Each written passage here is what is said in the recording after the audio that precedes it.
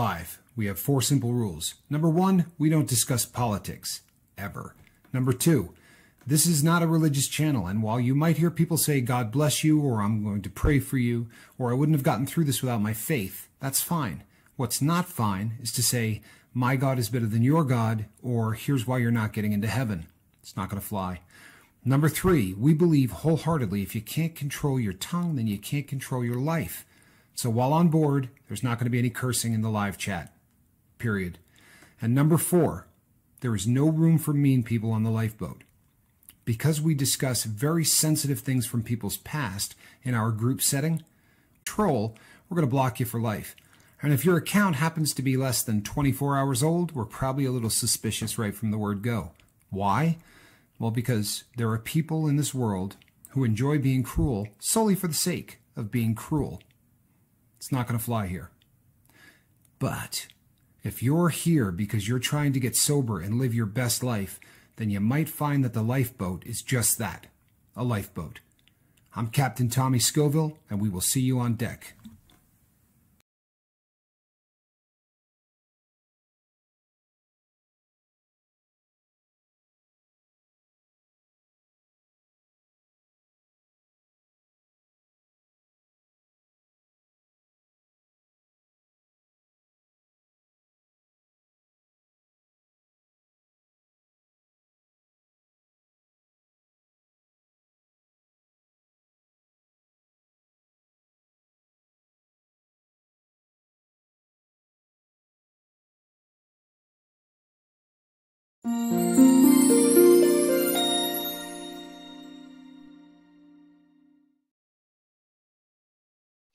Hey everybody, I'm Captain Tommy Scoville, and you're on the lifeboat. Sorry, people, running a little late. That's on me. So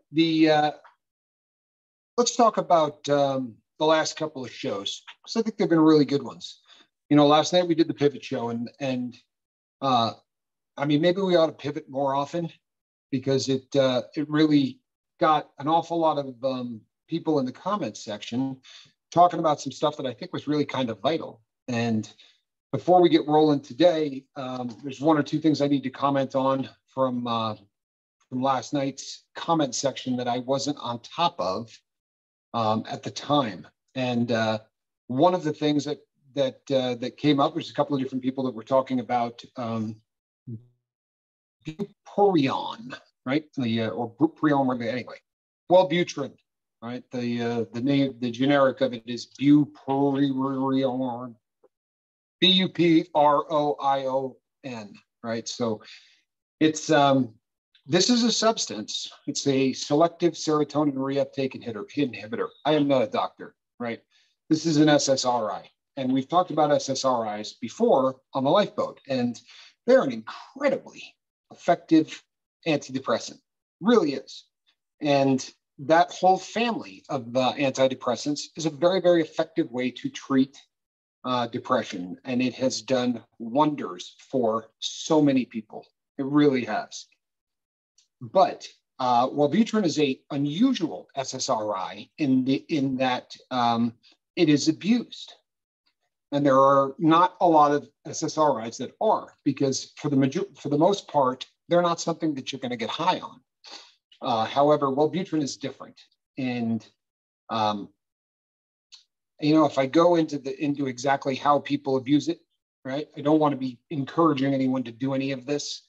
The bottom line is that there are people that inject this. There are people that snort this. There's a lot of different ways that people take this stuff into their system. And it used to be nicknamed the poor man's cocaine, because it has a very similar effect as cocaine. You know, you get high for maybe 15 to 20 minutes, and then immediately you crash. And one of the problems with that, just like it is with the real man's cocaine, is that any drug that takes you straight up and straight down is difficult to not continue to do, because you want to maintain that effect. There are a lot of side effects to taking that drug, inhaling it, right? Which is the medical term for how that's done, snorting it. Any way you get this into your system other than swallowing it, and the drug has a very, very different effect. And none of them are particularly good.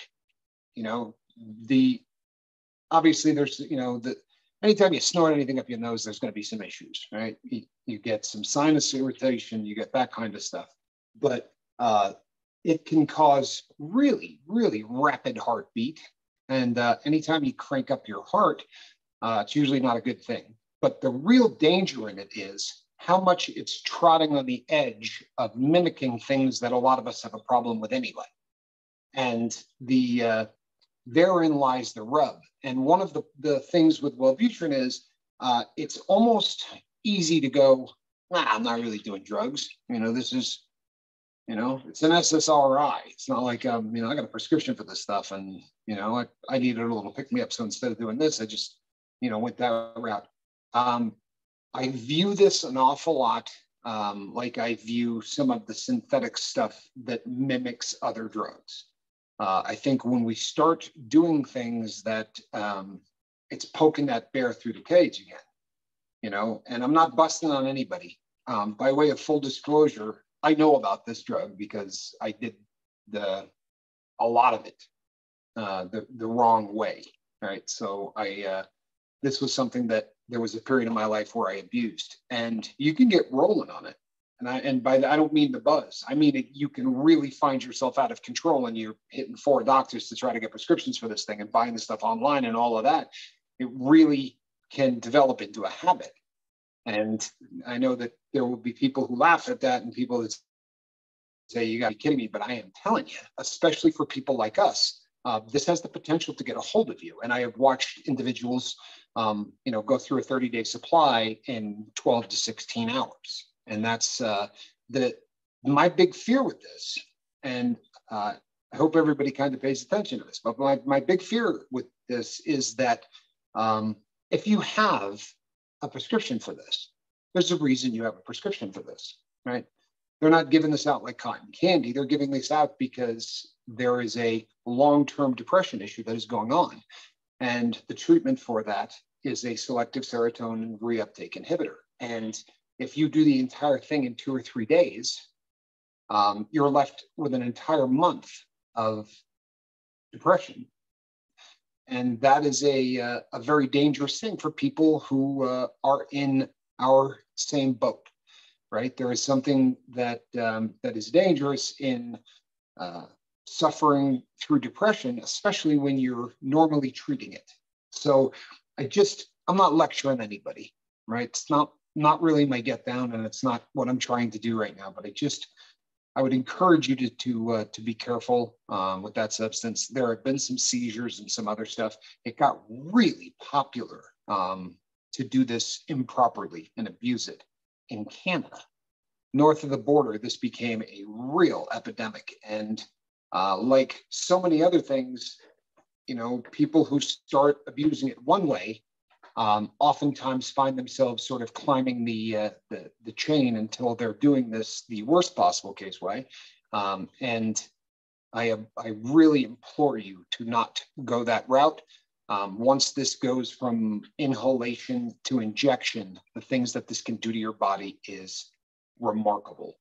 If by some chance you miss even in the slightest, it basically starts to eat skin almost in a flesh eating disorder kind of a way. I have seen just unbelievable things while incarcerated with people that it became such an epidemic in there that they took that off the formulary as well.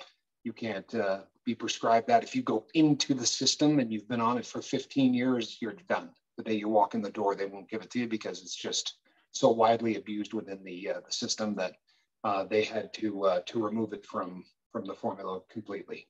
So please, people, just be careful. I'm not lecturing you, but I'm caring. And, I think that it's easy to look at things like that in a casual way as if to say, it's not really a drug. Anything you're using to catch a buzz is dangerous, not because it might kill you or any of that, but because we've established over a long period of time that we're not people that control buzzes very well, right? If we were able to control our buzz, we probably wouldn't be here right now, right? Our buzzes control us. So just be careful, please. That's really where I wanted to go with that. So in the last couple of shows, we touched on some things. One of those shows, I was not here. I got sick, and Mark did a show that everybody raved about. One of the things that he popped up was an illustration that he then put up again last night, and us starting to talk about that spawned a lot of people to say a lot of things. First and foremost, we were not talking about anybody on the boat last night. You understand? We're not. And I mean that from the bottom of my heart. The second the show ends, Mark and I talk. And he said, boy, I hope nobody thought I was talking about them. And the nature of addiction is if somebody brings up anything, we always think that they're talking about us, right? That's really not very unique within addiction. If you hear somebody say anything, if I hear the word heroin, I know they're talking about me, right? It doesn't matter. It could be a documentary. I hear the word heroin, I know someone's talking about me. And it is one of those things, especially since, just like the statistics said, about 80% of people relapse, which means probably about 80% of you thought we were talking about you last night. However, a handful of you reached out to me and sent an email or two talking about, whether or not both of us may have come off a little harsh. And so I just want to be really clear on this.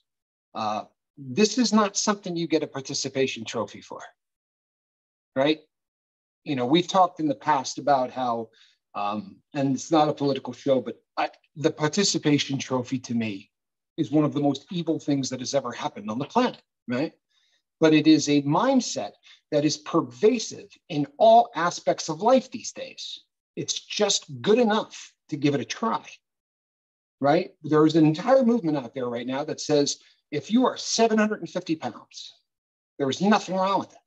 That's just your body type. That's just your size. And no one should give you any crap about it. You should just be able to live happily in that existence. And I'll be honest with you, if you're morbidly obese, it's going to kill you, right? Plain and simple. But we have this new mindset in this country that everything is okay, right? It's okay. Everything is okay. It's not okay to kill yourself, whether that's with drugs, whether that's with food, whether that's with anything. If somebody is trying to intervene as you're going from 750 to 850 in weight, they're doing it out of love. And I assure you that it's not healthy to get to that size, right? But this whole participation trophy kind of mindset affects everything. It really does, because everything goes now. Absolutely everything is okay. There is nothing that is, as long as you're cool, right? It's all good. And that little illustration that Mark put up last night is a perfect example of this. It's the participation trophy for sobriety. It's okay. Plan a relapse, right? It's not a relapse, just a lapse, right? It's okay. You can do anything you want. I tell you what, people, there is no participation trophy for sobriety. Here's the thing. If that were possible, do you know what I would be doing right now? I'd be getting high. I assure you. And then I'd take tomorrow or the next day off, and then I would just catch a buzz on the weekends. And it's not possible for people that have all been in this boat together. We don't have the ability to pump the brakes. So abstinence has to be the only way. I'm sorry, but it's the truth. And I could do the whole participation trophy thing, and I could go, hey, whatever works for you. You know what I mean? If you want to just relapse every 10 days for the rest of your time on this planet, it's going to kill you eventually. It really is. And we're in a place now where, unless you're cracking a can manufactured at, say, Anheuser-Busch, whatever you're buying on the street, you're rolling the dice. Truthfully, think of it in terms of a roulette wheel. You got a 0 and a double 0, right? So it's about 38 spots on that wheel. One of those times, that marble is going to fall into that little slot that says fentanyl, too much. And that's going to be the end of your time on this planet. We came on here and the government was saying 245 people every single day were dying. Now, if you've been on the boat long enough, you remember that I didn't take that number, right? We started saying, no, I assure you it's 300. Well, they could tell you whatever they want about 300 a day. Well, I'm going to readjust that number. Do you know why? Because they just readjusted that number. They're not giving us all the statistics. They're not releasing that. But they did say that 296 people a day are overdosing and dying. So they have adjusted it by about 50 people, which means I'm betting it's closer to 400. I promise you. And as I said, it's going to continue to go up. And one of the reasons is this participation trophy kind of mentality that we have in everything. It's okay, right? It's okay to just live the life that you want to live. And if you want to be addicted to drugs, just be addicted to drugs. And we're going to do everything we can to make it very, very easy on you. In fact, there are states now that are starting to put legislation in so that if you are a drug addict, you can get disability. And in essence, the government is going to pay you to remain on drugs because it's okay, right? It's all right to be in whatever mindset and whatever mind frame because everything is okay. People, for us, it's not okay. And if I hurt anybody's feelings with that as a concept, I'm not sorry. Really. Because I would rather hurt your feelings and perhaps help you than have everybody love me and do a couple of more shows about people that have died. Because those shows suck. I don't have a good time when I come on here and say, we just lost so-and-so to a drug overdose. Those shows aren't fun. I am very serious. Mark is very serious about what it is that we do. And I'm not asking for a pat on the back, right? I'm not asking for donations. I'm not asking for any of that. But what I am saying is there's a great deal of effort that goes into putting on a show like this. And the reason that we do it is 300 people a day are dying. And those who aren't might be worse off. We're doing this because we spent a lot of our life completely and hopelessly addicted to drugs. And it's a crap way to live. It's not okay. It's not okay, right? It's a terrible way to live.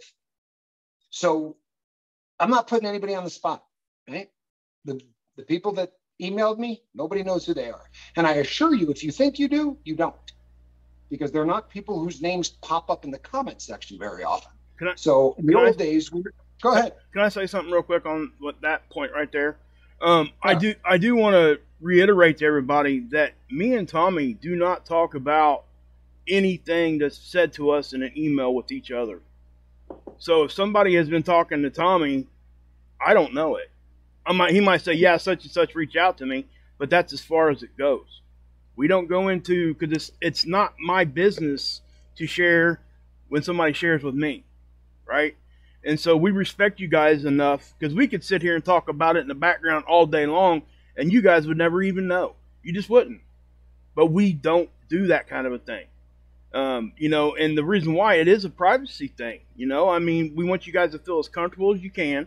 We don't want to, like, put something in, like Tommy said something to me about something that was going on in the background, and maybe I just didn't think about it and accidentally slipped it out to the whole internet. You see, and that's why we don't do those kinds of things, because we don't even want that chance there. And, you know, and yes, exactly, growing anonymity, 100%. And we only share what people tell us to share. Or if somebody mentions it in the chat, then yes, it's there. We're going to talk about it, right? But yeah, and I put that graphic up there, Tommy. I'm not sure if you can see that or not. But that's that exact thing you were just talking about with the deaths. I found it very interesting that the United States is on top of all that. Makes you wonder, doesn't it? So, you know, that's 21 deaths per 100,000 people. Overdose. That's a day, guys. That is a day. And, you know, you guys can do the simple math, and Tommy was right on with this stat earlier. It matches right up with this. And this is from the CDC, and I'm sure that's where he got his too. But I just wanted to point that out too. And I in no way was talking about somebody specific yesterday. Not even one time. You know, and the fact of the matter is, when we talk about a subject here, it's going to, like Tommy said, it's going to hit about 80% of us because we're there. That's just what we've done in our lives. So I guess what I'm saying is that we try our best to be, I don't know how to say it, but politically correct when we're talking and not offend people and things like that. But sometimes it's impossible. You have to say what you mean. And you just need to say it sometimes. And that's what we did. We didn't bring anybody's name up. We weren't even talking about anybody specific. That was, the whole show last night was about pivoting. So we were all on the fly. Both of us were. It was all on the fly. There was nothing there. So, and I do want to say this. If I did offend anybody, I would have, I'd be like, hey, I would stop right there. If you really thought that that's what I was doing. But please reach out to me and I'll talk to you. And because I guarantee you, I never specifically talk about one person. Never. It just doesn't happen. But that's just my end of it. Sorry, man. I didn't want to. Oh, you're good. You're good. The only times that we've ever done a show where we actually were the subject matter of the show was about one person or another is when it's about one of us. And we will be really honest and say that, but I get it all the time. About 4 or 5 times a week, somebody will say, boy, I really felt like you did that last show for me. And that's actually kind of a cool feeling if you're doing a show like this, because if one person felt that way, chances are 40 people felt that way. And that's really the best possible case scenario, right?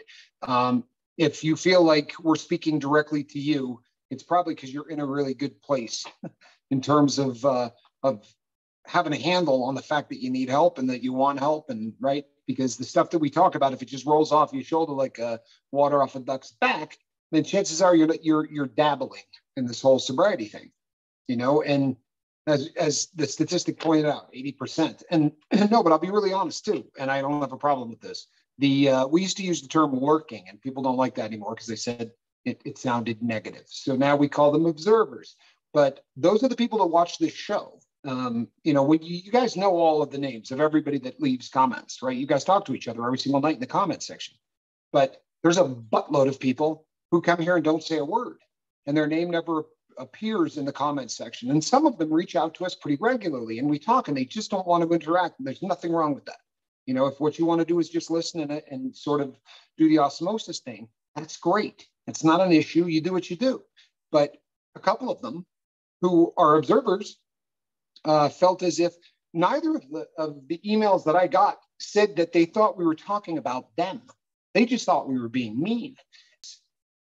Is because we don't call ourselves on our own lies. We don't call ourselves on our own exaggerations. And we don't call ourselves when we're minimizing the damage we've done, when we do the whole concept from that graphic last night. You know what I mean? To say, well, it's not a relapse, it's just a lapse. That's just minimization, right? You're minimizing the fact that you fell off the wagon. And you're so much better off to just say, I fell off the wagon. Relapse can be the best thing that ever happened to your sobriety.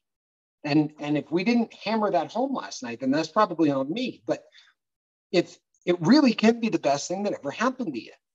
Relapses can really cement your sobriety. Sometimes you use and you go, damn, you know what? I really did like it better sober. Or I can't believe I did this. And you start feeling sick about it. That's not always a bad thing, people. In fact, it's usually a very good thing. But a relapse is wasted if you don't analyze why you relapsed. If you don't figure out exactly what made you pull the trigger, then you're going to do it again. I did it for decades because to me, it was just, you use and then you stop for a while, and then you use and then you stop for a while and you use. There was never any analytics going on in my life. There was never, because sobriety wasn't a thing. I was hanging out for the participation trophy. I liked it when people say, Tommy's trying to quit. Good for you, man. Like I dug all of that. But it wasn't about trying to quit. It never was. Truthfully, the first time I really took it seriously, I got sober, right? And stayed sober. The rest of them were dabbling. And this attitude that, goes through all and every aspect of our society can't come here. I mean, it can't. If you want to get the participation trophy, you're in luck. That's stuff. We have fun and we hang out, we crack jokes, right? All the time. And it's a good time. We're building, long-term bonds here, but let's not get it messed up. The purpose of this show is to ensure that you don't die with a needle in your arm, a straw up your nose, or in a drunken driving car wreck. There are drugs out there coming into this country from other countries that don't like us much, that are designed, truthfully, designed to enslave you. They're engineering this crap. If you think I'm kidding, people, all of this is going to be proven. You are going to be saying within a year, man, Tommy's been saying this, Mark's been saying this. I promise you.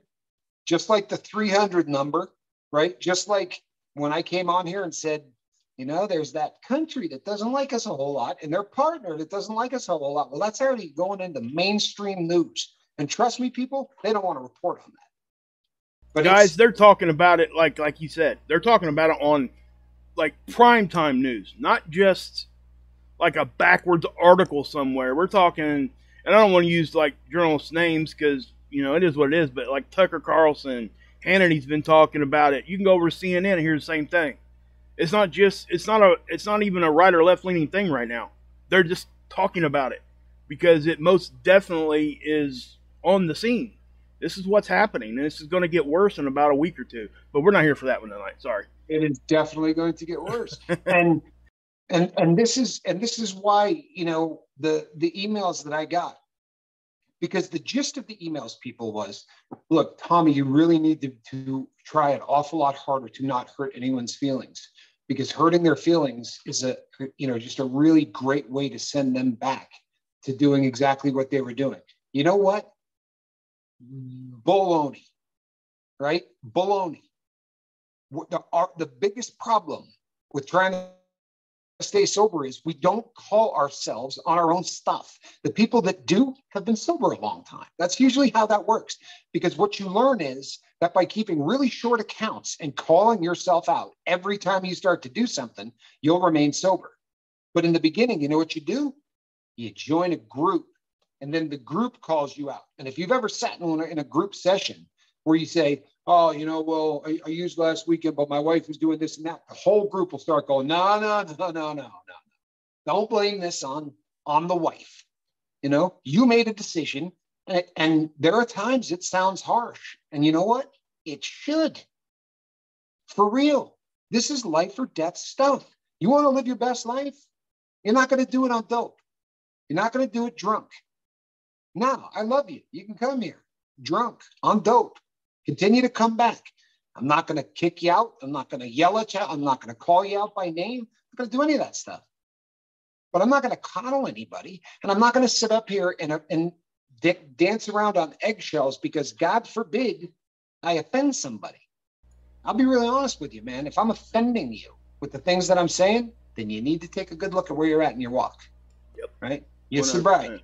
Because I'm telling you right now, the vast majority of people weren't offended. And the vast majority of people weren't offended because their walk, where they're at, in their journey, what I said didn't make any, they probably didn't even notice. Can I give a scenario real quick? Sure. It might bring it in a little bit too. Might help somebody out there. It's not really catching what we're trying to put down here.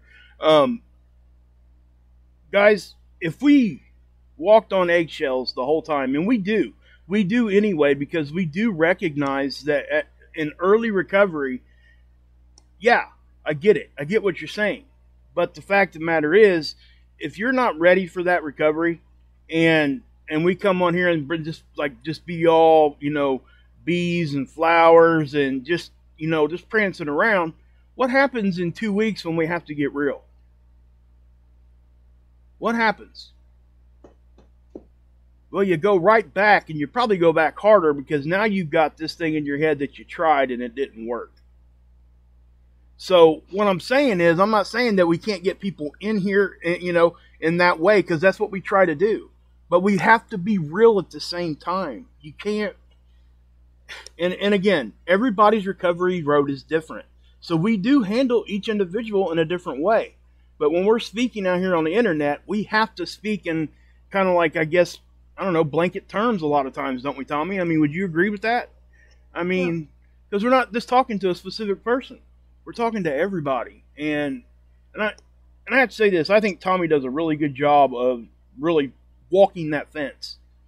It really is. It's a hard thing to walk.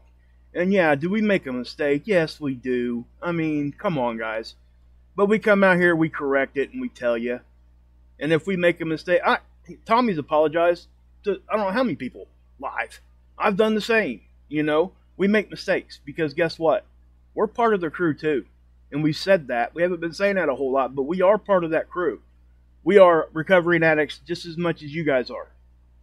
So when we're talking to you, we're talking to you from that perspective. And I think it helps people to understand that we're there with you. We understand what's going on, at least at a basic level. Maybe not to the individual level, but we do try to get there. And I think we do a pretty good job of it. And I hope that you guys can see that. And if we offend you guys, please, yeah, I mean, I get it. Reach out. And then we can talk back and forth about it, and maybe you'll get a better understanding of why we said what we said. Or maybe we will. Maybe we did go too far once or twice, you know? I mean, I get it, you know? Because it's easy to do. It's easy to go, and it's a hard line, like I said. And Tommy does a really good job of walking that line.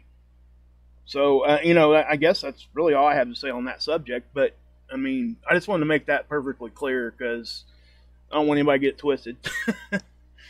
Well, and I don't know where I'm at in my head is that this whole sobriety thing, right? It's not pretty.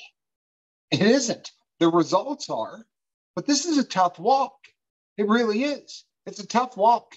And if me saying something like, you know what, there's no such thing as a small relapse is going to trigger you, you're in deep doo-doo. For real, I promise you. You better get some thicker skin. You know, I'm not, you know, God forbid I come on here and say, Mark, you screw it up, here's why, and put that out to the world. That I would find that offensive. You know what I mean? I really would. But as Mark said, we speak in generalities. We're never calling people out by name. 80% of all people are going to relapse multiple times. So I assure you, if I say there's no such thing as a little relapse, right? Everyone should be affected by that. 8 out of 10 of you anyway, right? And I'm one of them. I've relapsed more than every one of you guys. I put cash on it, you know, but I'll still tell you, there's no such thing as a mini relapse. There's no such thing as a mini, that's like being a little bit pregnant. You either did it or you didn't do it. And if you find that offensive, honestly, I don't feel bad. You know, I understand that we want to be as inclusive as all get out. And we have been from day one. Honestly, go to another sobriety channel, show up and say, I've had 6 beers and I just snorted a line. And watch how fast you are blocked from that channel for the rest of your life. You won't even hear it. You'll just be gone, right? But we think that if you're in that mindset, but you're here, then we're winning the lottery. That's the best case scenario in the world because everybody's walk is different. And you might have to listen to this for 2 years before you hear something that clicks or where you just get to that point where, you know what, this is it. I'm serious. I'm ready to roll. It's now. It's go time. But for God's sakes, people, there are no participation trophies for sobriety. You're doing it or you're not doing it. And there's no such thing as a mini relapse. Now, there are relapses that aren't as bad as other relapses, but there's no such thing as a lapse. You used or you didn't. Now, in the best case scenario, every time you make a mistake, you come back stronger. And every time you make a mistake, very often when people relapse the first time, it's not for a day. That's the reality. When most people relapse the first time, they might go another 6 months. And we've seen it. The boat's been around long enough that people have come back and said, you know what? I was doing good. I left here and went out and started to get wasted again, but I'm back because I'm ready to take this seriously and whatever. That's great. We've never said to somebody, told you. I mean, that's not who we are. Welcome back, man. Hopefully this is the time, right? If there's anything we can do to help you. How many times have you heard us say to people, look, if you ever make the decision that you really want to get sober, we're going to be here to do anything we can to help you get sober, and we're going to love you every step of the way. And if in the meantime you're getting high, we're going to be here to help you any way we can, and we're going to love you every step of the way. Inside every person using is the best that person can be, dying to get out. Loving, we know that. Loving somebody is just being honest, right? I mean, that's No, I mean, I just don't want, I'm never going to tailor this thing to be the participation trophy show. I think we're nice as hell. In the scheme of things, I really do. Because people, if I were to come on here and share some of the emails that I get from people, you would go, you got to be kidding, right? And I don't mean the absolute landslide of death threats and people that are on the way to my house to kill me and all that fun stuff. I'm talking about just some of the ridiculousness. You get the person that says, well, on July the 4th, I'm going to be doing cocaine, and you're going, what? Aren't you sober? Yeah, but I'm just going to reward myself on July the 4th, or whatever the case may be, right? And you just think to yourself, well, that's odd, right? That's odd. But I've never jumped down anyone's throat for it. I've never said, I usually say something along the lines of, you do realize you're poking a stick with a bear, and you may not just get sober the next day. It may take you away, or that bag you got might have something in it that you really don't want to go up your nose. But we never want to be so nice that we coddle people and keep them in a lifestyle that is killing them. It's like I started in the beginning. If you're 750 pounds, I still love you. But you know what? You need to lose weight. That's just reality, right? And to say that doesn't make me evil. And it doesn't make me not caring. I'll go a step farther and say the people who go, hey, bro, you're perfect just the way you are. No, they're the ones who aren't caring. Because that's a lot easier, isn't it? It's a lot easier to say to your best friend, don't worry about it, bro. You're perfect exactly how you are. You're great. But if you love that dude, the right thing to say is, you know what? What can I do to help you, man? Because you need to drop some weight. That's morbidly obese. And you're not going to live a very long life if you don't get some of that off. It's the exact same principle with the drugs. I could be super nice to everybody, right? And say, it's okay. Go and have a mini lapse every time you want. But my gig here is to try to help everybody get sober. I'm never mean about it. I'm really not. But it isn't okay to continue to get high. It's not, right? Now, if you're not on the boat, and you're out there in the real world and 5 times a year you do cocaine, and you've been doing it 5 times a year your entire life, knock yourself out. You're not us. You understand? You're not us. We can't do that. There's not a substance on this planet I could do 5 times a year. I'm not capable of that. I can't do it 5 times a week. I will do it 7 times a week.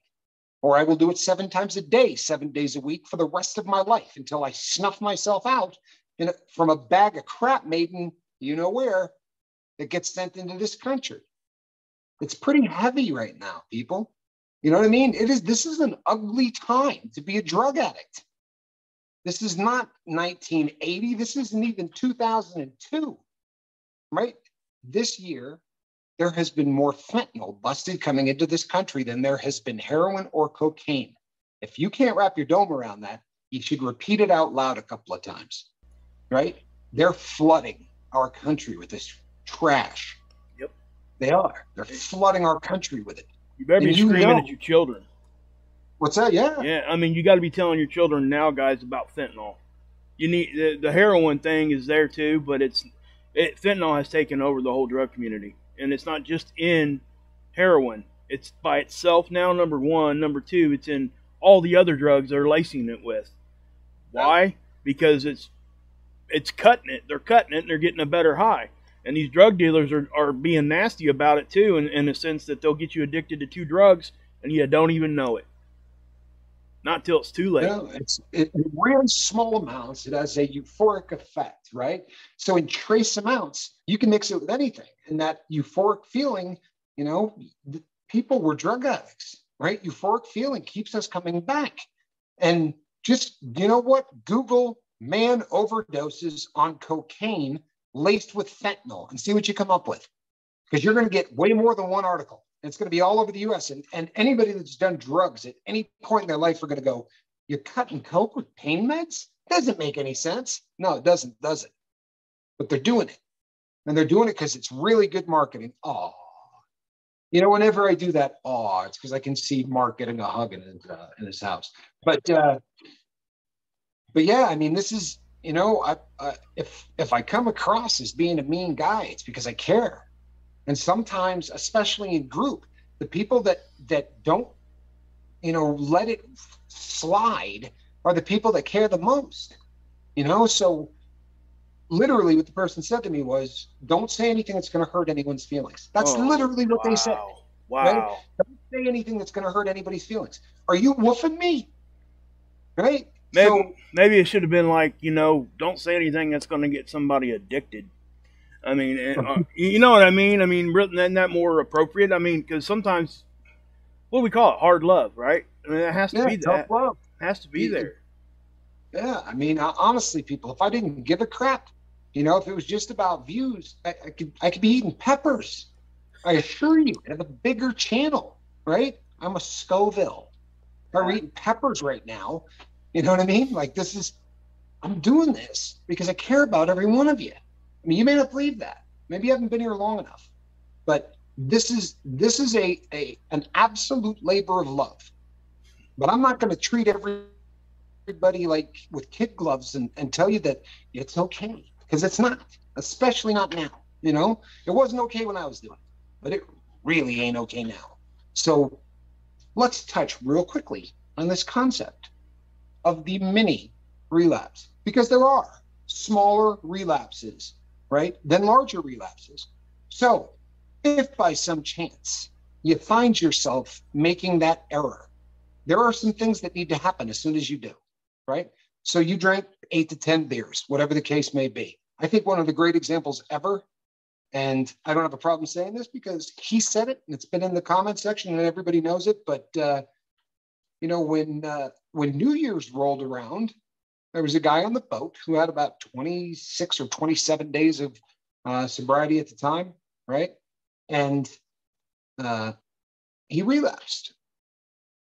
And I got the email while he was still drunk that said, I relapsed. He reached out to somebody. He said, I made a mistake, right? And Brandon got back up, dusted himself off. Look, either that night or the next day, figure out why the hell you did it. Seriously, start asking yourself, was that really a trigger? Did somebody knock on my front door, show up with drugs, and when I saw it, I just lost it in that one moment? Or were you planning that puppy for 2 weeks? And very oftentimes, I told the story, I don't know how many times on the boat, of one of my great relapses where it was weeks of me driving and getting a little bit closer to the hood, right? I went shirt shopping in the worst part of town. I wasn't shopping for shirts. I was starting that process. I was getting just close enough. And then I went and saw one of my former junkie friends and, went to his door, proved to myself. I was proving to myself I could show up there. I could see that crap and not do anything. And I did. I hung out while he made the phone call. Then when I went back the next time, he said, yeah, there's a guy on the way right now. I only got $20. I said, I got some cash here. Bought some, didn't do it. People, I relapsed the first time I drove over there, right? I didn't do any dope. It had been weeks, but I was done because I didn't reach out. I didn't tell somebody that, you know what, I'm going in the wrong direction. And I wasn't evaluating the things that I was doing. So if you have a relapse, right? If I had my what together, the day that I got high at his house, I would have gone to one or two people that I loved and said, hey, it did heroin today. And there would have been a massive intervention and people would have been looking and they would have been watching and they would have been calling me on things. A relapse can be the greatest thing in the world. It really can, right? It can be life altering in your walk of sobriety. But if you keep it in the dark, number one, you're not going to get anything out of it. And if you don't evaluate why it happened, then you're going to do it again in about 3 days. For real. If you're not evaluating why you relapsed, all you're doing is taking vacations from getting high. You're not trying to get sober. That's the participation trophy sobriety, right? You're thinking, well, I'm way better off if I'm only drinking 3 times a week than if I'm drinking every day. And hey, you know what? That's a start. But that ain't sobriety. So the question becomes, when you relapse, how can I learn from this? How can I benefit from this?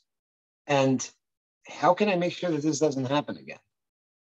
Do you really want to be sober? Are you done with that lifestyle? Ask yourself that. It's a pretty good jumping off point.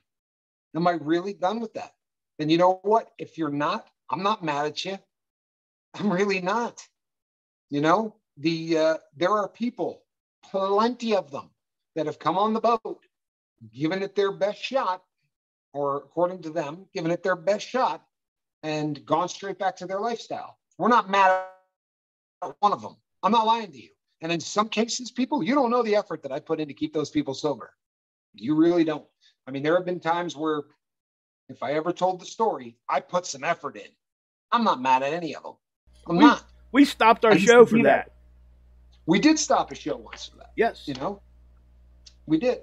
And, you know, it's funny, too, because Mark said earlier, you know, we don't discuss things back and forth about people. We really don't. But if you knew how many times people who have assumed that we did has told one of us something that they had told the other one, you know, well, I know Mark told you this. And I'd be like, I have no idea what you're talking about, but I do now. And I would have been a lot happier if I didn't know about it. You know, truthfully, that's come up. I thought about saying it when he said something earlier, because that has come up multiple times. Yep. You know, I know Tommy told you this. And Mark was like, no. I mean, honestly, people, number one, there's really two reasons. Number one, yeah, anonymity is a good thing.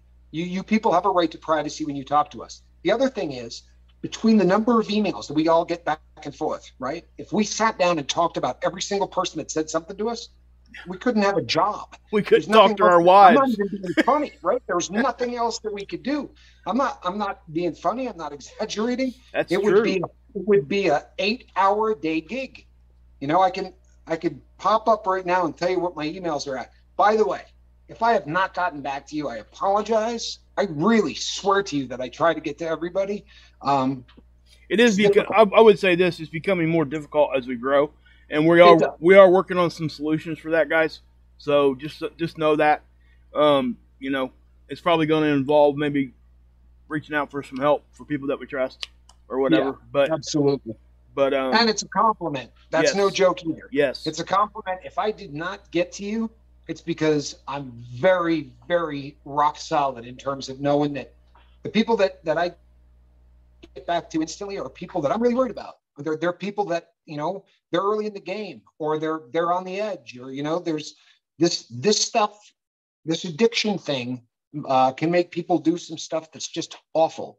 You know what I mean? And we've had a few suicides. We've had some tough stuff since we started this boat. So I tend to kind of prioritize as I go down that list. And there are people that definitely reach out to talk to me, and there are people that reach out to, you know, to just check in and say, how you doing? And I love all of you.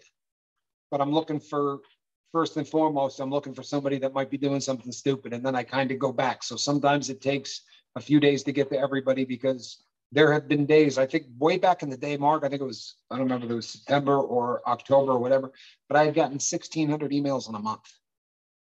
That was 4 or 5 months ago. So there's a lot of them, and I'm not complaining, people. I signed up for this, right? Yeah, and I haven't quit because I dig it. I really do. But I assure you, if we took the time to go back and forth. Well, that's why we compliment you guys so much, because you guys step up and we didn't even have to ask. That's the whole, ain't that crazy how that worked? And, yes, you know, we find each other like that, guys. And, you know, there's a reason that happens. And you guys have been there for each other way more than me and Tommy could have ever been. And I'm telling you guys, you know, yeah, me and Tommy are on the boat, and we try to get to every email that we possibly can. But at the same time, we recognize that you guys need to talk to each other too. We're not going to sit up here and think we have all the answers and this and that. A lot of it is just having somebody there that is willing to listen to what you're saying and maybe able to give some advice. Whether how little, small, or insignificant you might be, you might think it is, it's not. Anything that you do there, and it might be that very last thing that they need to hear to get them back right. You know what I'm saying? And you just never know. And that's why we don't stop. We don't stop trying. Even with something, and that's why we don't bash people that come here when they show up drunk. We want them here. And I used this example before for people that are Christian or people just know the Bible. You know, Jesus didn't go into the house of the saved. He went into the house of the sinner. And that's exactly what we're trying to do. We're trying to go where the problem is. Right? We're trying to get to those people that have the issue. Not, you know, yes, it's fun to hang out with people. And yes, we do lean on people that are sober and all that kind of stuff. And we have conversation with them. But that's helping us. It's helping all of us. But at the end of the day, it's helping all of us to help the ones that are really in a bad place. And I really think that that's kind of like an Amway tree, man. I hate to say it like that, but my gosh.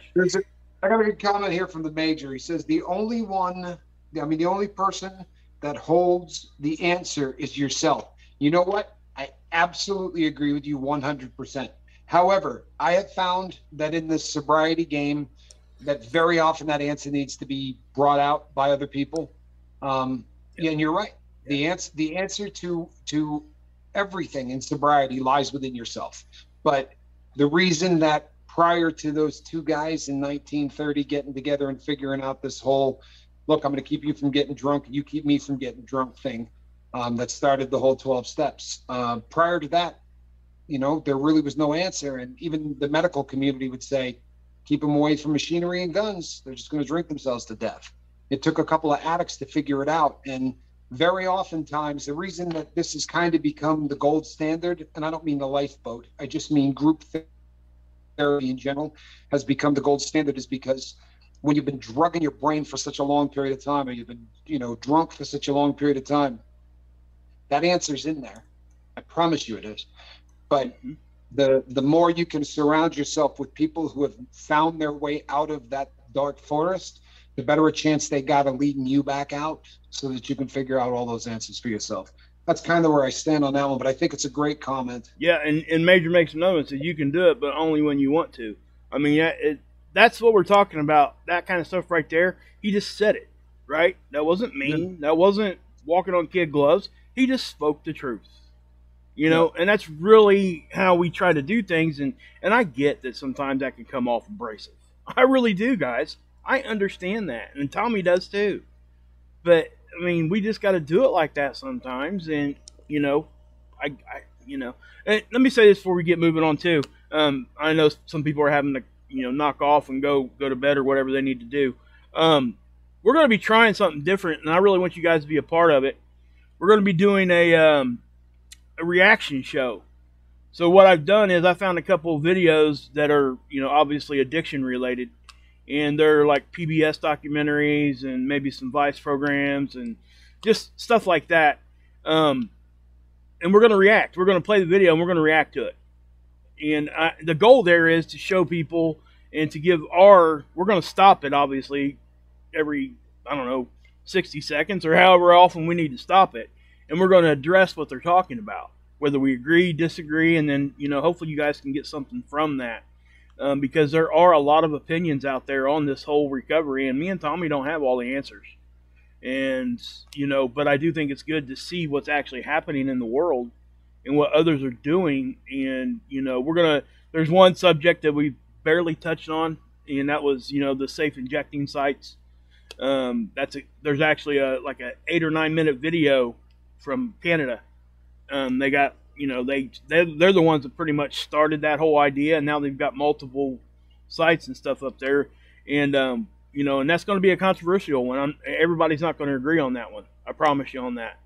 But I think it's a conversation we all could learn from and get something from.